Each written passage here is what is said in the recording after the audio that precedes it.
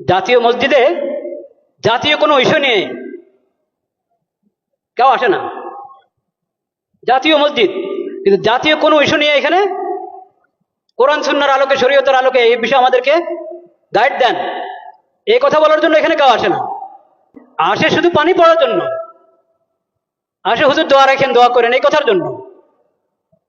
এই কথার জন্য আসে না যে জাতিসংঘের দফতর ঢাকাতে তাদের অফিস করার জন্য, দফতর করার জন্য কথা উঠছে, এটা কি আমাদের জন্য ঠিক হবে?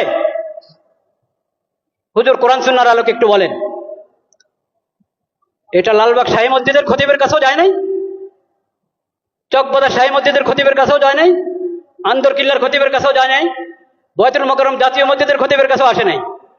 কেন? আল্লাহ ইমাম এবং খতিবকে কেন ইমাম বানিয়েছেন এটা তারা জানেই না, বুঝেই না। একটা ধর্ম মন্ত্রণালয় আছে, ধর্ম মন্ত্রণালয়ের মধ্যে একজন আলেমকে বসানো হয়েছে, মাশাআল্লাহ, খুশির বিষয়, বিজ্ঞ আলেম, কোরআন সুন্নাহর আলেম।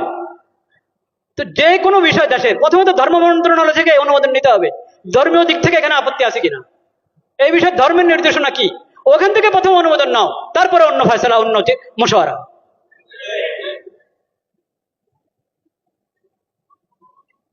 লজ্জা মরে যাওয়া উচিত বাংলাদেশিদের, যে তাদের কাছে কোরআন হাদিস থাকতে, নবীজির সিরত থাকতে, তাদেরকে মানবতা শিখাতে আসতে পশ্চিম দেশ থেকে। লজ্জা মরে যাওয়া উচিত।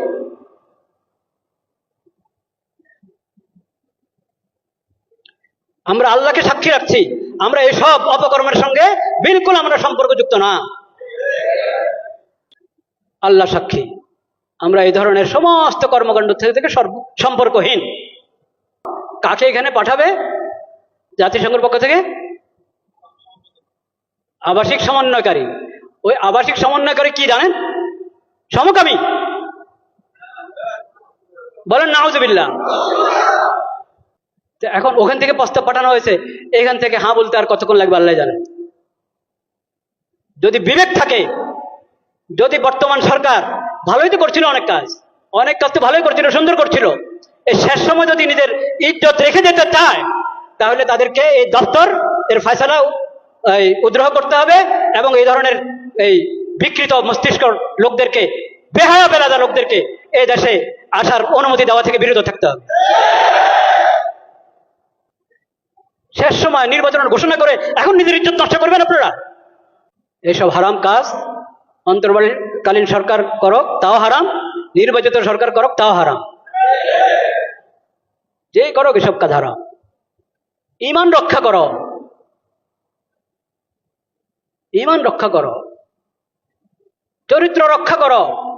ঈমান বিনষ্টকারী, চরিত্র বিনষ্টকারী, আখলাক বিনষ্টকারী কোনো কিছুর অনুমোদন এই দেশে চলতে পারে না। এটা তাওহীদের জমিন। আল্লাহ তাআলা হেফাজত করেন।